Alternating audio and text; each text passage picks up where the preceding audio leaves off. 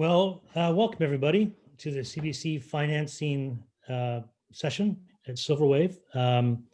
It's also watching the American results election session. So if anybody gets results through the next 45 minutes, text us and let us know because we're all hanging on watching.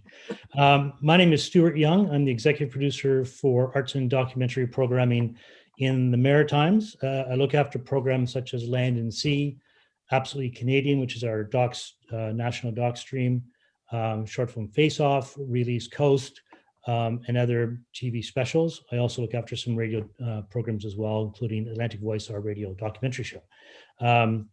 And so I'm delighted to be here on behalf of CBC today, and with my colleague Chris Hayjack from Toronto, who can introduce herself.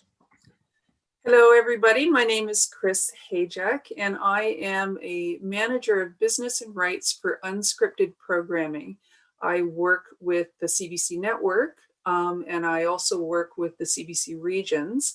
My sort of program portfolio covers everything from the nature of things to CBC Docs POV, to feature docs on Documentary Channel, and to the Absolutely Canadian strand, and to a number of regional specials and network specials, all in the unscripted genre, which means I work primarily in documentaries. I don't do any of the scripted programming like any of our dramas or series. And I work on financing and contracting your programs for CBC. So I would be a business manager assigned to an independent producer, and I would work with you through our contract and through our financing and the various other third-party funds that you can access in order to get your show made. And that's it. Over to you, Stewart. Well, we want to, first of all, thank our friends at Silverwave for asking us to do this session, for inviting us and allowing us to do it.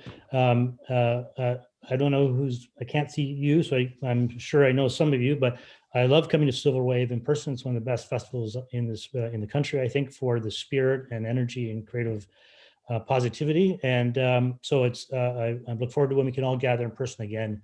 But this is a wonderful way to gather, and I thank Kat and Tony for their efforts to bring us all virtually together to talk film and talk craft, which is really, there's nothing better than that, isn't there? Today, and thank you for joining us. Hopefully it'll be a useful session. Our goals today are talking about documentary and financing. We want to walk through the options of getting your docs, your ideas on CBC, on our various platforms. And then we want to walk through a variety of financing options and strategies that can help you take it from an idea to creation. We also want to answer as many questions as we can. I think there's a chat room set up. So just send your questions. We'll try and get through them throughout the whole session. And a couple of key messages, I think, from the start. One is that CBC does not provide 100% financing for your program, for your doc. What we do, though, is provide percentage of it, and with the expectation that, armed with the broadcast commitment from us, you can then go leverage other sources of funding. So some people have come to us with the expectation that we do it all, and we don't, but we do a lot to help you get to where you want to be. The other message, I think it's really important, is that we're here to work with you. Our goals are the same. We want to create fantastic content, which we share with our audiences across the country. It's our best interest to find find effective ways to get you money, to get the best ideas, and to bring them to life. So it's a collaborative process. We want to be open and to work with you so that we can make great documentaries and great content. So I hope you'll find that your experience, if any of you have had experience with CBC, that's what it's been, and hopefully moving forward, that's what you'll find. So I thought I'd just start a bit of documentaries about the multiple homes for docs currently on CBC. The nature of things. Here's some of the programs that do documentaries. The nature of things, which I think as of tonight is celebrating its 60th anniversary, which is unbelievable I think it's the oldest, longest running series in Canada. There is the Doc Channel, of course. There are our short doc stream, which runs primarily on GEM. There's the POV stream, which has a TV slot as well as GEM. There's the Absolutely Canadian slot, which I mentioned earlier. So that is a stream which is running right now actually on TV and GEM. I'm responsible for 6 1-hour episodes from the Maritimes, and I have colleagues across the country who cover the rest of their regions. They're 6 1-hours, though I have been getting more in the habit of doing half-hour docs to fill the slots, because I find that some docs don't sustain a full hour, and I'd hate to lose a good idea because it can't fill up. So if it's a great half hour, we'll make it work. We'll pair it with another half-hour doc. And there's also Land and Sea, which is a little bit different, but it's still a doc program. It's now in its 55th year in Newfoundland, and now in season 49 across the full network edition, which is the one that I look after. And on that program, it's more where we hire directors to do the docs, which is a little bit different, but it's still an opportunity if you want to make documentaries. It's a great program to do it in. There are different options to work with us with your documentaries. And I should note, in all cases, we are buying Canadian rights. When it runs on CBC TV or GEM or any of our other platforms, it's geo-fenced to the country, which allows you to take your ideas and, when it's appropriate, find international buyers. So one option is the pre-license, and that's in a way, it's to simplify it. It's really, you pitch us an idea for a show, we talk it through, and we like it. And then at that point, we work with you to work up through people like Chris. We work up financing, we do up a contract, and you start your production. With the pre-license, because you're doing it for us, we work with you very, very closely. It's we want to make sure it fits our format. We want to make sure editorially it works for our goals as a public broadcaster. So it's very hands-on and again collaborative, because you're making it for us. And generally, the pre-license approach has a bigger budget than the other models, which we'll talk about. And each of these models has pros and cons, but the pre-license is a great way because it's from start to finish, it's a program for us. Another model is the acquisition, where we're taking an existing documentary and licensing the broadcasting rights for us, for CBC. Often these are films that you've made already, that have done the festival circuit. It's gone as far as you think it can go in terms of that kind of outreach. And then the next step is to get a broadcaster to give it more life. And I would say in most cases, those acquisitions are longer than our TV slots. They have to be adjusted accordingly to fit our time slot with commercial breaks, etc.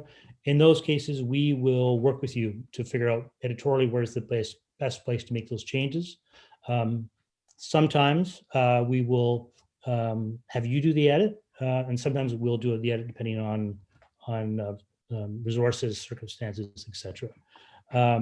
We often will work with NFB and acquire their docs. One that played last year for us was The Song and the Sorrow, which came out of PEI, the story of Catherine McClellan. It was a beautiful doc about her relationship with her late father, Gene. And so we were able to acquire that, cut it appropriately, and play it back. So acquisitions are a great way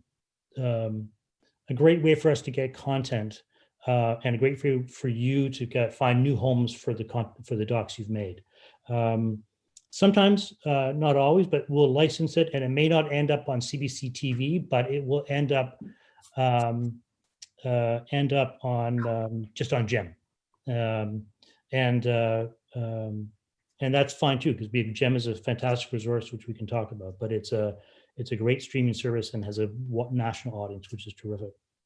I see there's some questions coming in. I'll get to those in just a second. I just want to finish this one other option, which is co-productions. And CBC, particularly for national ones, are very interested in co-productions because they allow us to get often bigger budget documentaries.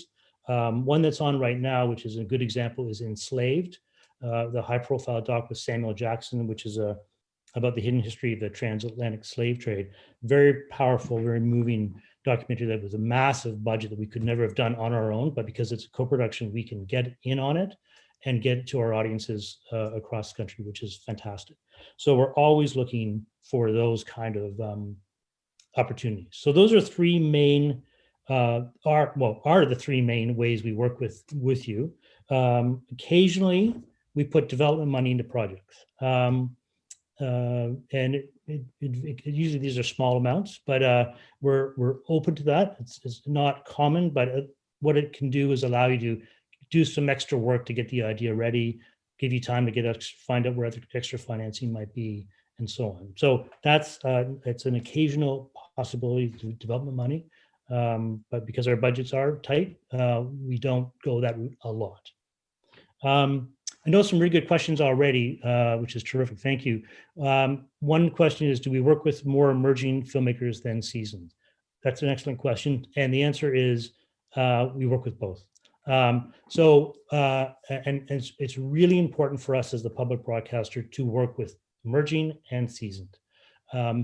Generally, the more seasoned are going to get projects on something like on the shows like The Nature of Things and POV, the higher budget projects. The stream that I look after, the Absolutely Canadian stream, the Maritimes, I am more inclined to support emerging directors because that's our mandate as a public broadcaster. We want to support your growth as a director, and we also want to make sure that we're playing our role in keeping the collective creative energy growing across the country. So, and the only way to start is to get in and have a project. So, absolutely, if you're emerging, we will absolutely talk to you because it's important for us to give everybody an opportunity. And we can talk more as more questions come up with that. But so the answer is yes to both. And the other quick question I saw is, not quick, but how many projects typically get funded in New Brunswick annually? There's no hard number, and Chris can speak to that too, but it really depends on season. We try to have New Brunswick represented every year and on some of our shows.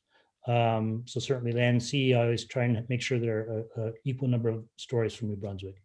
I always look for stories from New Brunswick for the Absolute Canadian stream. And we've had great success, actually. We have one running this year, an acquired film, The Capital Project. Some of you may know Tim and Arthur. I've acquired one of their films about this. It's about the Indigenous music community in New Brunswick.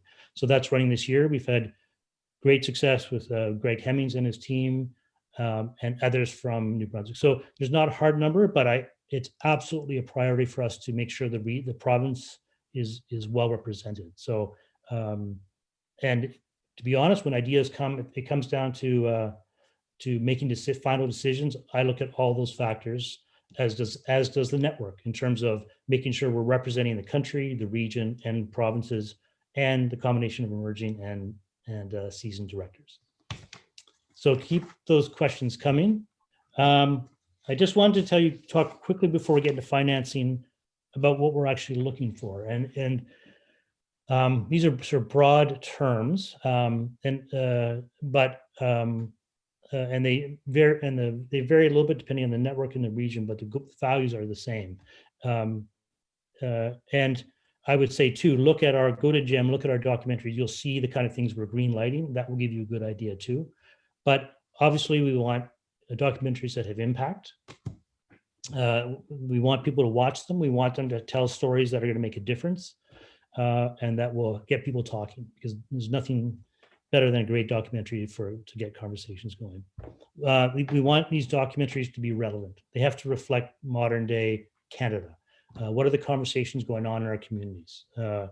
What's a unique way to reflect those conversations? So a pure historic piece on its own, not so much, but something like the Enslaved, as I mentioned earlier, that's a unique take on a historical story, but in a contemporary way, and reflects the conversations of today. So that's a good example of something we'll be looking for.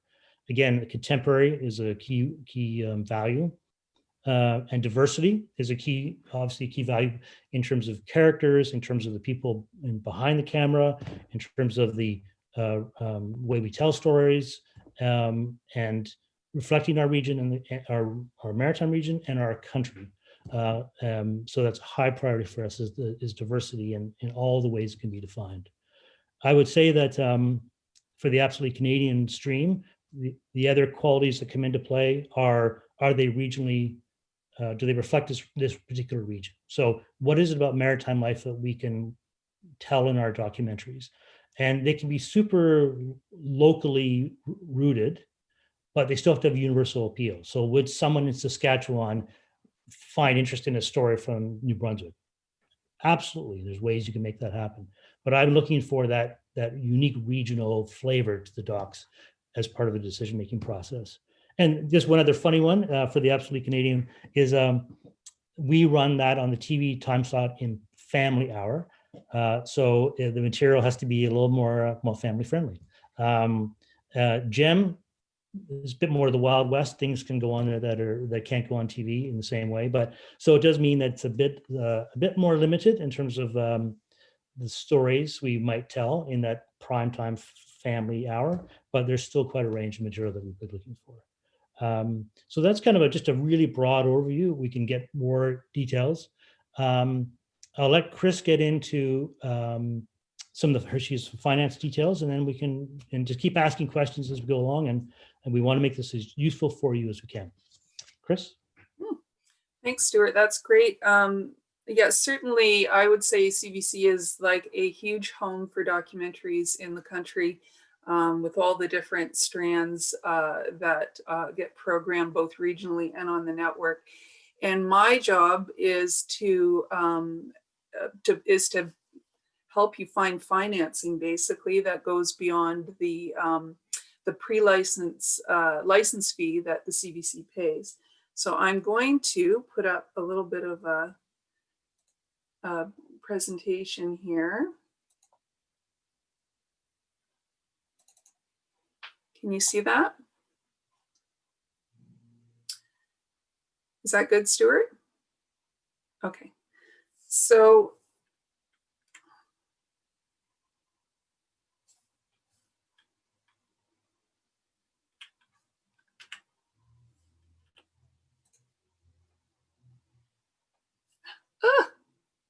sorry about that. Just loving the Zoom technology right now.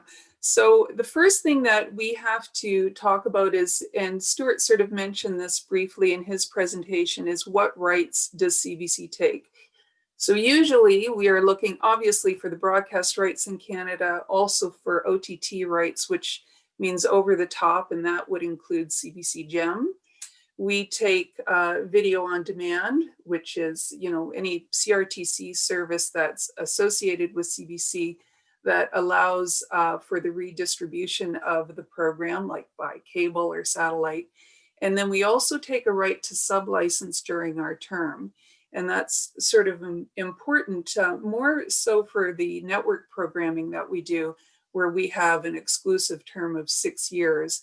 A lot of the the regional shows will have a smaller exclusive window. It's usually between 1 to 3 years. So we need to be able to sublicense.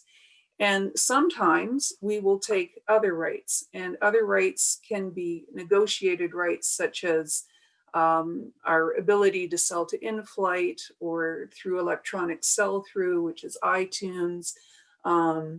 Any sort of merchandising, if the content lends itself to merchandising, or an extension of our term. And these are things that we would pay extra for, but they're also negotiated rights. And they can also have a profit participation. So we would split net profits with the producer if we are going to distribute. We kind of also limit our time to be able to distribute. So if we haven't put a project into distribution within 12 months of its first telecast, then those rights will revert back to the producer. So we don't lock you up for years and years and not, fully exploit rights that we're taking in our contract. The first thing that I like to say, particularly for emerging producers, is where do you start And you always have to start with your budget, and you have to think of your budget as being something that is more organic and more directly related to your creative, but also include things like the clearances for the rights that you're licensing, insurance, for example. You need to insure your productions, both the production cost itself plus errors and emissions insurance, which kind of hamstrings some emerging producers when they discover they'll have to pay between $3,000 to $4,000 to get E&O insurance. And the other thing I like to ask, because for the regions, I will do a budget review. For the network, budgets come to me that have already been reviewed and locked. But for Stewart's strand, for the Absolutely Canadian strand, for example, I need to have an industry standard budget. And that is something that you can find at Telefilm very easily. And the reason we look for standard budgets is all those line items are coded in a very specific way that actually relates to your financing and to your tax credits. So that's why we have to see it. The other thing I ask for is a schedule.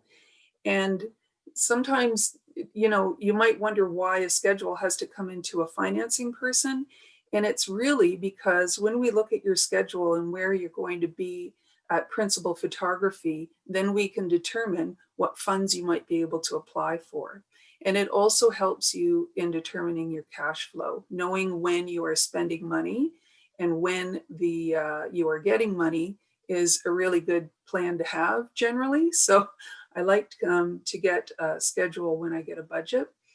And then I also encourage all producers that if you are looking for third-party funding from, for example, Rogers Doc Fund, to read the guidelines, or from there are bonus programs that you can get under the Canada Media Fund, and they all have guidelines. Just assuming that if you apply, you're going to get money is really not a good way to plan, because a lot of these funds have their own rules and they're very selective. And when we do a strategy, because we're in these funds all the time, as a business manager, I'm constantly reviewing and looking at third-party financing, so I can plan with you or give you a bit of a financing strategy so that you'll have a better chance at getting that money. Regional shows in particular used to not get a lot of dollars out of the Rogers Doc Fund. And this year we've had 4 from the Absolutely Canadian strand that actually got money from that third party. And it's really good money to get. So you have resources. I'm a resource for you. If you are working in a pre-license, as Stewart mentioned, I would probably be the person that you would work with for the Absolutely Canadian strand. So, sources of financing, I always like to say we really like finding other people's money because we are putting in, we're putting in a license fee. Our license fee is not going to cover an entire budget. And that is just the reality of, creating programming in Canada. The other reality is there are a lot of third-party funds and there are a lot of other funding sources for you to access. The Canada Media Fund is a huge one, and they have numerous programs for both production and development. And I know Stewart said that the Absolutely strand doesn't do a lot of development, but some of the network strands do a lot. And the network actually has an envelope with the CMF for development. So if you were going into a CBC Docs POV or a Nature of Things, you might enter with your project going through a development phase first. Rogers, a group of funds, they have 2 that we like very much. The Rogers Doc Fund is is a huge fund for producers. You can get up to $100,000 if your project is selected. The Rogers Cable Network Fund doesn't apply to a lot of our programs except for Doc Channel. So if your show is on Documentary Channel, then it would be eligible to apply to the Rogers Cable Network Fund. Also a very selective fund, which means basically Rogers gets together, looks at all the applications, and they decide where they want to spend their money. The same would go for hot docs. There's a number of funds there that are very specific to documentary.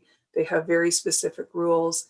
Telefilm is another avenue for you. The Talent to Watch fund, I actually worked on the last year's winner of Talent to Watch, was a project that I worked on for CBC Docs POV. There's the Bell Fund, which is specific to digital media. And then you have provincial tax credits, or I think in New Brunswick, it's a provincial production incentive. So these are bonus amounts, federal tax credits. And then if you're looking for, an investor, a distribution advance from a distributor in Canada is a really good way to go. And often they will come into your financing with some cash that helps you close the gap. Okay. So here's where we sort of get to into the weeds, as we say. CBC has a performance envelope with the Canada Media Fund. This is strictly for network programs, and usually for network programs going into prime time, with the exception of kids programs, for example. But it is not available to regional programs, unfortunately. It's what the CBC has, they have the ability to spend their performance envelope on things they want to pre-license, and so they have allocated that to the network. So usually we would have to have, for documentaries, our license fee would start at the threshold that CMF dictates, and that is 30% of your budget up to $100,000 for a 1 hour doc. Again, we'd put in money for VOD, for sub-licensing. We also would take a play for Doc Channel, so we put in an amount for Doc Channel. And as I mentioned before, there could be other rights that we would negotiate. So all of this cash sort of goes into the license fee that we pay. Then the CBC can put in a portion of its performance envelope. So for what's called a license fee top up, that's 20% of your budget. And we can also put in an equity investment, which is capped at 29% of your budget. The equity investment is recouped by the Canada Media Fund. So we try not to put equity into projects because that is an amount that has to be paid back to the CMF, unless it's under $100,000, in which case they will generously roll it into a license fee top up. So this is how we put a huge chunk of financing together. And you would think it's enough, but it's not. It's never enough. You always have to find more. With the non-network shows, like the Absolutely Canadian shows, again, we are looking at a cash contribution. This would be still your broadcast and OTT license fee, and it's based on the region's budget. So the regions that are developing and producing programming have a very limited budget, so they will make a cash offer. And at some point, we may ask Documentary Channel if they are interested in also coming in with a contribution. Sometimes Doc Channel will come in with a separate license fee for Doc Channel, and we will do a little bit of jockeying with our rights to allow them to have to be able to air the project possibly before it goes on GEM. That's something we negotiate internally. And if our license fee meets the 30% of budget threshold, the producer then is also eligible for these regional bonuses.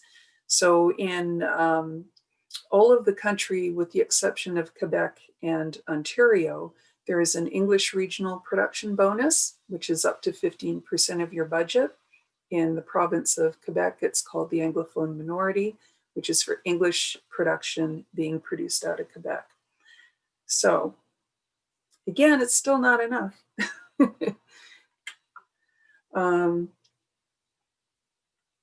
One of the things I would suggest too is we always look at, as I mentioned, we look at other third-party financing, we look at tax credits, and we become a very good partner for producers in trying to maneuver through all of these various funding guidelines, through all of the different rules for the calculations and the estimates that you need to do in order to figure out what your tax credits might be or what you might qualify for in some of the other funds. So you do have resources. I'm just putting this up as in terms of getting in touch with Stewart if you're, in one of the Atlantic provinces. If you do are greenlit for production, you would likely work with me. I will really work with you.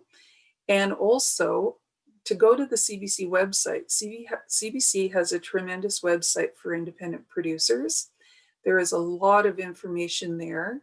It tells you everything about what we're looking for, how to pitch. There's a submission release form that you have to fill in order to pitch to CBC. And it tells you a lot about content and what the various avenues at CBC are. In that website, there is a business and rights website, which is where I work, and you will find all of the information that I just discussed. Plus, in the last year or so, we've done workshops that were streamed right across the country. And all of those workshops are in the business and rights area of the website. They're called one-stop workshops. And they're not just done by CBC people, they're actually done by experts from across the country in tax credits and budgeting, people from the various funds, from the CMF, from Rogers, etc. So that's all there for you to review. So to that, I am going to stop sharing.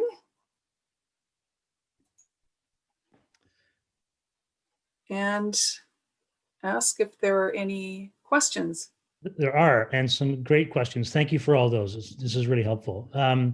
The one, just following up in the finance, Chris, someone asked, and you spoke to some of it, but they asked what sort of,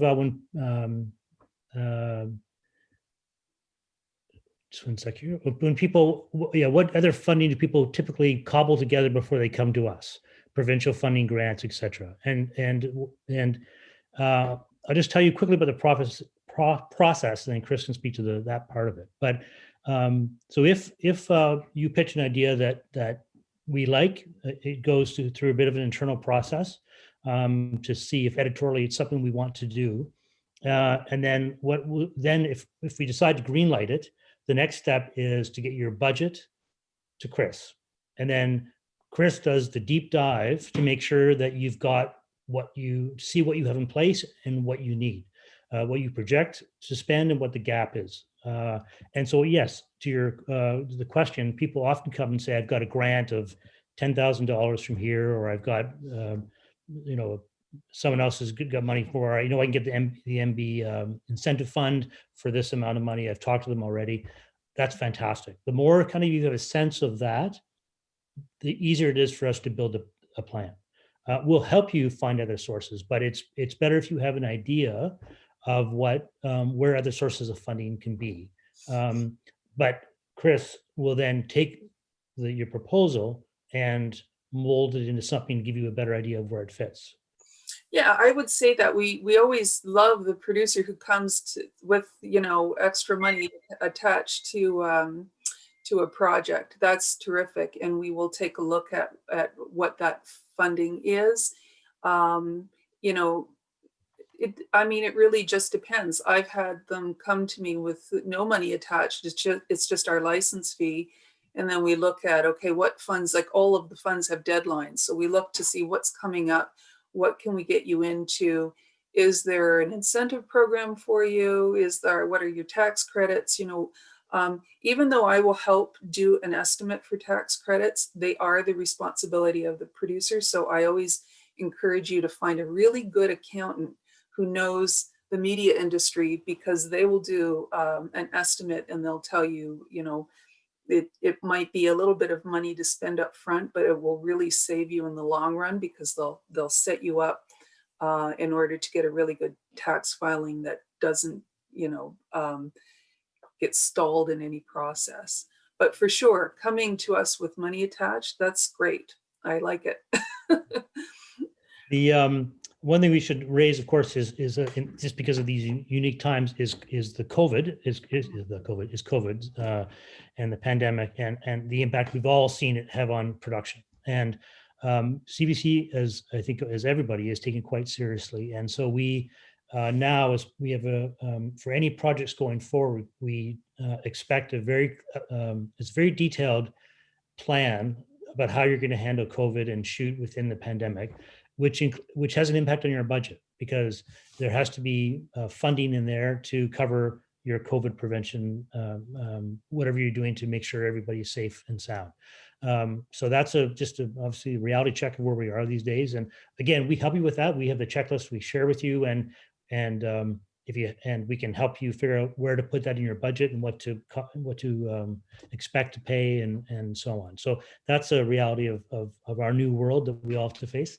And of course, we always expect that you pay insurance, errors and omissions insurance, which is just another cost to your budget, which you have to build in, and it can vary between it can vary between $2,000 to $5,000, depending on the scale of the project and what's involved in your documentary. So always keep that in mind. That's just a cost that we it's one of the requirements of working with us that you have to pay. Wouldn't you say, Chris? Yeah, I would say that. I would say both. Just on your first point on COVID, how COVID has impacted the industry. Every show that I'm working on currently, even things that were contracted last year but are going into production now, I've had to work with all of these producers to create COVID plans, which are specific to their shoots. Sometimes, maybe not ironically, if they're